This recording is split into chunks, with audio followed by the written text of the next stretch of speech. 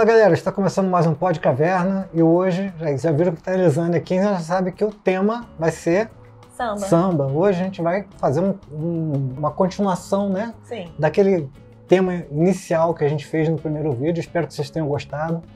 E a gente está aqui trazendo esse tema justamente para aprender mais. Porque essa história do samba é riquíssima, né? Tem muita... E a gente, quando pensa em escola de samba, porque é o tema de hoje, é a escola de samba, a gente pensa assim, a escola de samba sempre foi do jeito que é, né? Aquela coisa toda suntuosa. O maior show da terra. O maior show da terra, aquela coisa toda e tal.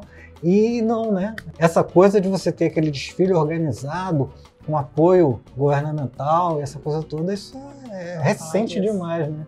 E aí, conta pra gente aí, a gente no primeiro vídeo, né? Citou ali que a primeira escola de samba foi a Deixa Falar, que atualmente é a Estácio de Sá.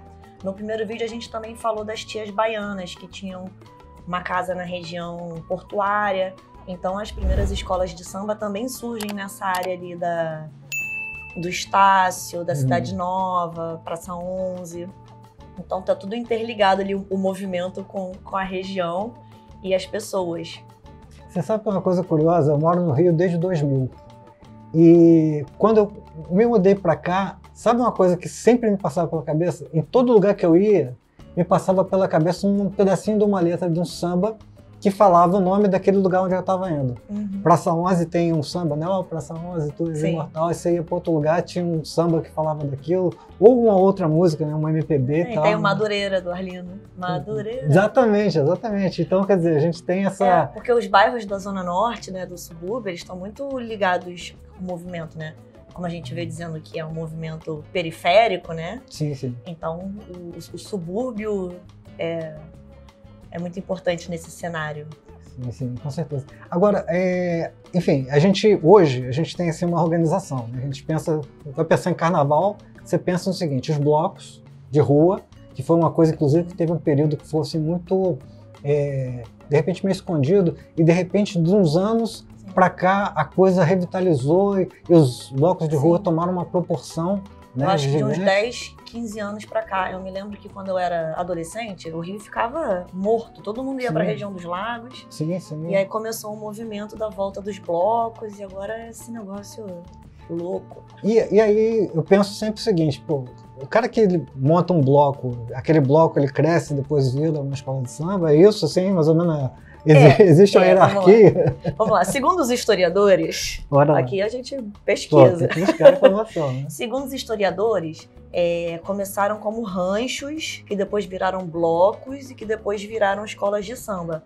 À medida que essa reunião de pessoas foi ficando mais sofisticada, né, e mais complexa. Então, os blocos, as escolas, elas surgem mais ou menos no final da década de 1920. Então, surgiu a Deixa Falar e, inspirado nelas, surgiram depois a Mangueira e a Portela. E aí, sucessivamente. E aí, curioso, quando a gente vê isso, quando você não para pensar e você vê um cenário, você pensa assim, isso sempre foi assim, desde sempre, né? E... Pô, as escolas, a maior parte delas não tem 100 anos ainda. Não, verdade. Né? A Portela completou 100 anos recentemente. Olha, então... A Portela já tem 100 anos, centenária. É muito... Acho que foi no ano passado.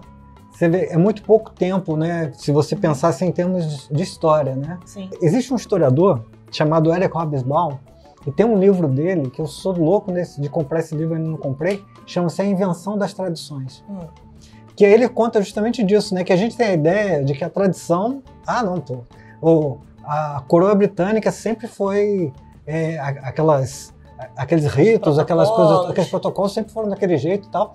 E há 200 anos os caras andavam na rua, o povo jogava cocô, literalmente nos caras, entendeu? Então, ou seja, as tradições elas vão se construindo, né? Sim. E aí a gente tem... E tem um processo que parece tão natural, né, de evolução, mas a gente viu no outro vídeo que não é natural, né? Sim, não, e o samba, ele preza por essa tradição, né? Porque tem a velha guarda, tem as baianas, tem as tias, então assim, eles fazem essa reverência ao passado, às tradições, né? Tanto que a estrutura da escola de samba não pode faltar um monte de coisas, né? Você tem o desenvolvimento do enredo, Sim. Mas você tem algumas coisas que são obrigatórias, até por conta de pontuação, né? Sim. Mas não só por conta de pontuação, eu acho também por conta mesmo de aquilo que você falou, de você reverenciar a tradição da história. Né? A gente tem na cabeça, né, que além de parecer que sempre foi desse jeito, parece que sempre foi com essa estrutura de você ter essa competição que há, né? Mas não foi sempre assim, né? Não, então começaram os primeiros desfiles mais ou menos em 1930, depois o Mário Filho, né, que dá nome ao Maracanã, sim. né? Criou uma competição em 1935 mais profissional e a partir dali a gente tem esses critérios de avaliação das escolas, do enredo, da harmonia, da evolução, da bateria. Então, a partir dali que se cria uma competição entre as escolas. Que até então elas desfilavam apenas, né? Inspiradas nas procissões religiosas. Isso é legal Isso demais, é legal. né, cara? Isso é muito bacana. Porque você pensa no carnaval, o próprio nome carnaval, né? A festa da carne, né? Parece uma coisa assim muito mundana e que não tem conexão nenhuma. E no outro vídeo mesmo a gente tá falando da conexão, que o próprio feriado do carnaval ele é interligado ali com a festa quaresma. profana, que a data dele varia com datas católicas, né? Sim, a própria quarta-feira de cinzas tem uma simbologia com essa coisa religiosa e tal. E aí você imaginar que um desfile... A procissão, né? As pessoas andando e rezando e cantando. E aí, nisso, as escolas se inspiraram nesse formato. Aí entram os instrumentos. É puro suco de Brasil. Subverte a parada, mas subverte de uma parada assim, de uma forma muito legal, né, cara? Porque você transforma aquela coisa... Enfim, nada contra a fé de ninguém, pelo amor de Deus. Mas você transforma aquela coisa que tem um rigor, né, de... Sim, tem um conservadorismo, né? Exatamente. Numa festa. Numa festa profana. Profana. Inclusive tem uma questão de... uma festa onde você tá lá, todo mundo rico, pobre, pessoas de raças diferentes estão ali naquele processo, né? Uma festa democrática de verdade. Eu ia falar isso, é uma festa, assim, tem a pessoa que pode pagar a Sapucaí, tem a pessoa que vai desfilar, tem o pessoal das comunidades que desfilam na escola, porque trabalham, fazem parte da comunidade da escola.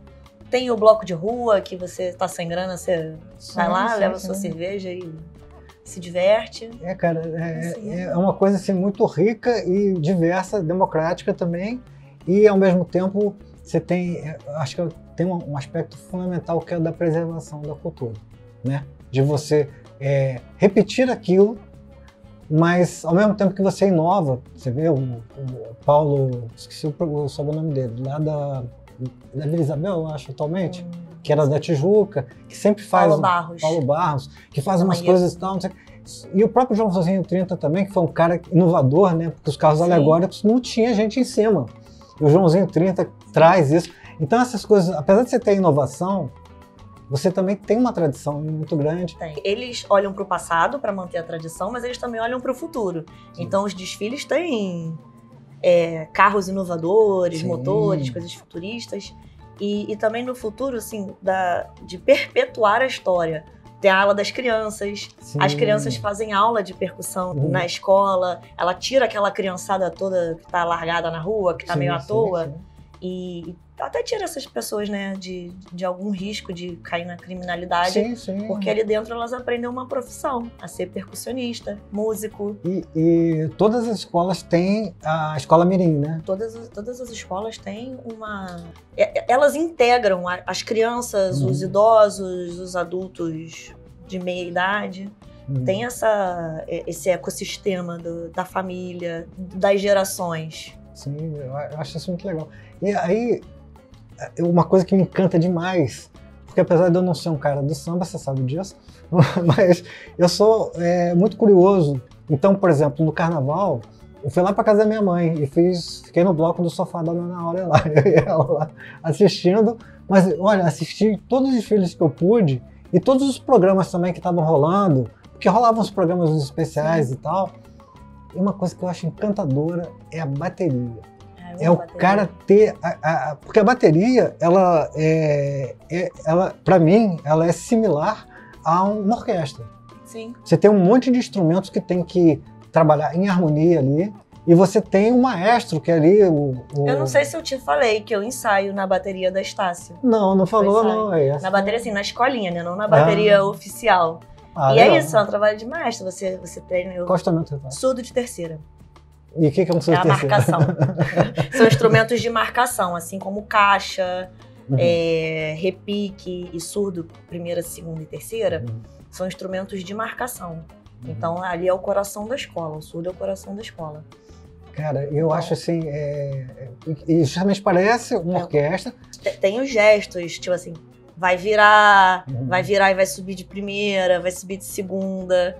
Então, aquilo ali tudo tem um ordenamento. Tem o mestre lá na frente e cada instrumento tem um diretor. O mestre dá o sinal, os diretores captam e aí tem a contagem e aí faz a virada e todo mundo faz junto. Nossa, que então, legal. Normalmente, quando eu tô ensaiando, eu presto atenção nos dois, mas eu só faço quando o meu diretor manda, entendeu? Sim.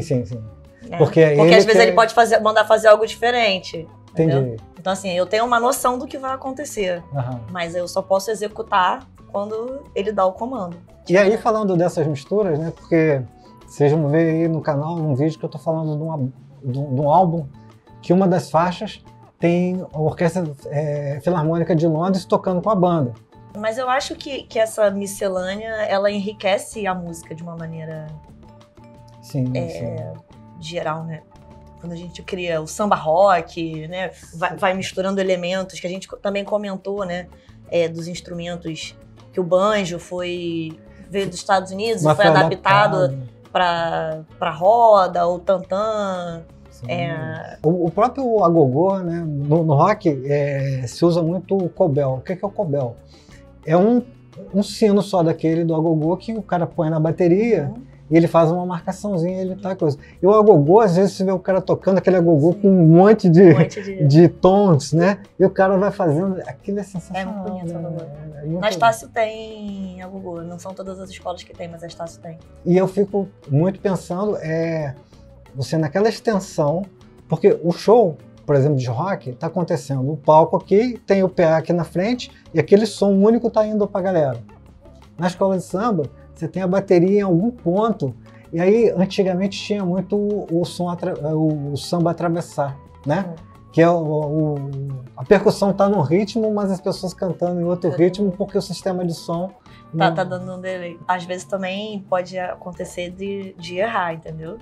Por exemplo, a marcação, ela tem que segurar o ritmo ali, ela não pode deixar correr.